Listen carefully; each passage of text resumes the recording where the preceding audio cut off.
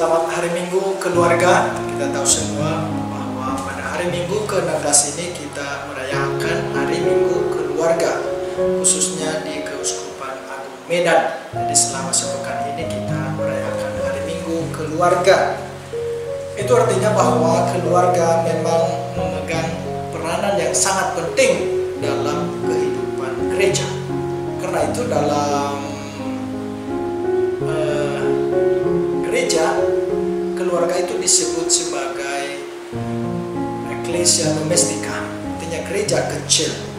Dan gereja itu bertugas untuk mewartakan kerajaan Allah atau menjadi pelayan kerajaan Allah. Maka keluarga sangat memegang peranan penting, khususnya di masa Covid ini. Keluarga harus mampu menumbuh kembangkan benih-benih kerajaan Allah supaya kehidupan menggereja semakin berkembang dan akhirnya kerajaan Allah itu bisa dilihat dan dinikmati oleh banyak orang. Pada hari Minggu ini bacaan-bacaan sangat cocok untuk kita renungkan dengan baik dalam rangka memperingati hari Minggu keluarga ini. Pada kesempatan ini kita ambil dari Injil Matius bab 13 ayat 24 sampai 35. Perumpamaan tentang lalang di antara gandum. Dalam bacaan Injil hari Minggu keluarga ini, Yesus mengumpamakan kerajaan Allah itu dalam 3 perumpamaan. Yang pertama itu adalah tentang perumpamaan lalang di antara gandum, dan yang kedua adalah biji sesawi yang sangat kecil, dan ketiga adalah seperti ragi yang dicampurkan dengan adonan kue. Yang pertama tentang perumpamaan lalang di antara gandum. Diceritakan tadi bagaimana seorang penabur yang keluar menaburkan benih itu. Tapi sesudah itu dia pergi. Dia pergi apa, untuk apa? Dengan jelas tadi dikatakan dia pergi tidur. Pada saat tidur itulah maka muncul seorang yang lain menaburkan benih yang lain, yakni benih lalang. Dan ketika digarap maka dia heran. Dia berharap bahwa itu akan dicabut, tetapi Tuhan itu mengatakan jangan, nanti akan ikut juga gandum itu tercabut. Nah, bagaimana untuk memahami perumpamaan ini? Orang Kristen pertama berharap bahwa Yesus datang ke dunia ini untuk membawa damai. Dia membawa dunia yang baru, dia membawa pemikiran yang baru, dia membawa kerajaan baru, kerajaan yang penuh dengan damai. Dan itulah juga yang ditekankan oleh Santo Paulus dalam suratnya kepada jemaat di Roma bab 14 ayat 17, di mana dikatakan, sebab kerajaan Allah bukanlah soal makanan dan minuman, tetapi soal kebenaran, damai sejahtera, dan sukacita oleh Roh Kudus. Jadi di situ sangat ditekankan damai, ada sukacita, ada kebenaran. Tetapi sekarang ini mengapa ada berbagai kejahatan, ada ketimpangan sosial dan ketimpangan ekonomi? Lalu orang Kristen bertanya, dari manakah ini semua? Mengapakah ada ini? Lalu yang berikutnya, dalam gereja perdana itu juga muncul 2 kecenderungan. Ada yang intoleran dan juga yang sangat toleran. Apa maksudnya? Yang intoleran ini adalah mereka yang tidak menerima orang-orang yang tidak dibaptis. Berarti itu harus di luar kelompok mereka, harus di luar komunitas mereka. Dan mereka yang tidak menjalani spiritualitas baptis yang telah mereka terima. Jadi orang-orang seperti itu yang tidak menghidupi sesuai dengan baptisan yang mereka terima, maka akan dikeluarkan dari komunitas. Itu yang pertama. Lalu yang kedua adalah orang yang sangat toleran, yang sangat kompromi dengan orang-orang yang mempunyai ketidakberesan dalam kehidupan komunitas. Jadi itu kecenderungan seperti itu yang mau Matius jawab dengan perumpamaan yang disampaikan oleh Yesus kepada kita.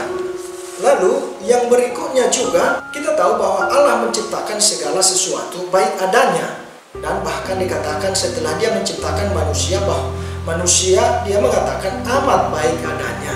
Lalu sekarang kejahatan itu dari mana? Dan saya kira pertanyaan-pertanyaan seperti itu juga muncul sekarang ini. Dari mana semua ini? Mengapa ada? Mengapa Allah tidak langsung menghancurkan itu? Mengapa Yesus pada waktu itu tidak membinasakan itu? Mengapa dia membiarkan hal seperti itu? Nah, melalui bacaan pada hari ini kita akan dihantar untuk mengerti hal ini. Yang pertama, kita tahu bahwa kejahatan itu tidak dibuat oleh Allah. Kejahatan itu tidak diciptakan oleh Allah. Karena itu sudah jelas dari kisah penciptaan awal bahwa pada awal mulanya itu baik adanya. Tetapi dari kitab kebijaksanaan bisa kita mengerti bahwa kejahatan itu, maut itu datang dari setan. Misalnya kebijaksanaan 1:13, memang maut tidak dibuat oleh Allah, dan ia pun tidak bergembira karena yang hidup musnah lenyap. Lalu di bab 2 masih kitab kebijaksanaan ayat 24 dikatakan, tetapi karena dengki setan maka maut masuk ke dunia, dan yang menjadi milik setan mencari maut. Jadi di sini jelas bahwa yang jahat itu berasal dari si setan. Dan itu juga yang dikatakan oleh Tuhan tadi dalam bacaan Injil, bahwa lalat itu yang disebut juga dengan zinsania berasal dari si setan ketika kamu tidur, ketika penabur itu tidur. Maka saudara-saudara yang terkasih, ketika iman kita tidur, ketika kita tidak bersemangat dalam kehidupan kita ini, maka setan itu akan muncul. Maka iman kita harus tetap bangkit, harus tetap bersemangat. Kalau tidak, setan akan muncul, akan membawa cincanya atau lalat ke dalam kehidupan kita yang bisa menghancurkan kehidupan kita sebagai orang-orang Kristen. Selanjutnya kita akan melihat bahwa Yesus memberikan kesempatan kepada orang untuk bertobat. Karena nanti suatu saat dalam kesimpulan Injil ini, lalang dan gandum itu akan dipisahkan. Lalang itu akan dibakar, dan gandum itu akan disimpan di tempat yang baik. Maka kita ambil contoh yang sangat konkret saja. Misalnya dalam keluarga ada anak yang bandel. Tentunya orang tuanya pasti dia tidak akan mengatakan ya sudah binasakan saja itu, hancurkan saja itu. Tidak, dia pasti akan masih memberikan kesempatan, dia akan mendidik itu. Nah, karena itu juga dalam perumpamaan ini dia akan berikan untuk hidup bersama-sama, supaya jangan merusak kehidupan kita. Kita perlu menjaga agar benih gandum itu tetap baik. Maka saudara-saudara yang terkasih, Yesus menambahkan dua perumpamaan, memasukkan perumpamaan tentang bagaimana menanamkan kerajaan Allah itu, menumbuhkan kerajaan Allah itu dengan biji sesawi yang sangat kecil, dan juga dengan ragi yang tidak nampak. Di sini kerajaan Allah itu dimulai dari hal-hal yang sangat kecil. Contoh yang sangat konkret, bagaimanakah di dalam keluarga membiasakan berdoa bersama dan membuatnya secara bergiliran. Ada sebuah keluarga yang saya tahu tiap hari mereka berkumpul untuk membacakan kitab suci, dan mereka membuat itu secara bergiliran. Jadi bukan hanya bapak, bukan hanya ibu, tetapi juga anak-anak mereka membuat itu secara bergiliran. Mungkin ini memang hal yang sangat sederhana, tetapi kalau ini dibiasakan dalam keluarga, maka kerajaan Allah itu akan berkembang dengan baik, dan akhirnya semua orang menikmati, dan akhirnya juga gereja kita akan berkembang dengan baik, karena keluarga sangat memegang peranan penting dalam menumbuhkan kerajaan Allah itu. Kita harap bahwa dengan bacaan hari ini kita dihantar untuk lebih melakukan hal-hal yang kecil dalam kehidupan kita, yang kita mulai dari keluarga kita masing-masing. Terima kasih, selamat hari Minggu keluarga untuk kita semua.